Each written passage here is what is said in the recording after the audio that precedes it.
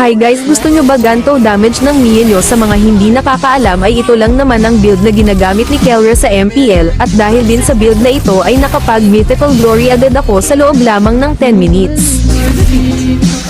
Pero bago ko i-reveal ang build ay i-follow mo muna ako at i-like at copy link mo tong video na to para madami pa ang makakita ng build ko kay Mia.